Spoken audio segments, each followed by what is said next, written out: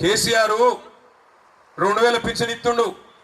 ఇంట్లో అవ్వనో అయ్యనో ఇద్దరులో ఒకరికే ఇస్తుండు, ముసలవ్వకో ముసలోనికో.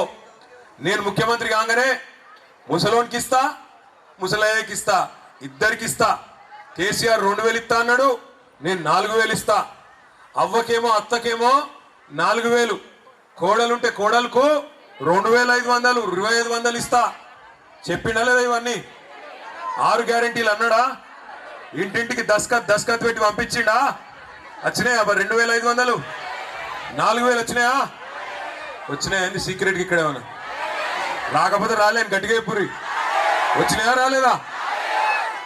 కేసీఆర్ 1,00,000 రూపాయలు ఇస్తుండే లగ్గం చేసుకుంటే పేదోళ్ళు, నేను మీదికెళ్ళి తులం బంగారం ఇస్తా అన్నాడు. వచ్చిందా తులం బంగారం?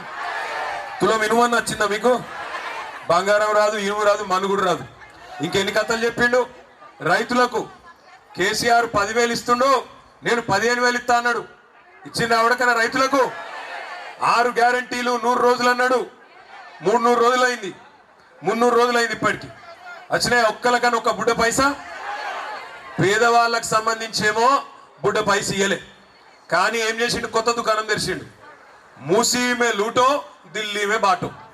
మూసీల నట 1,50,000 కోట్ల రూపాయలతోని, 1,50,000 కోట్లు, 1,50,000 రూపాయలు కాదు, 1,50,000 కోట్లు అంటే ఎంతనో ఎరికేనా? మన రాష్ట్ర బడ్జెట్లో సరిగ్గా సగం.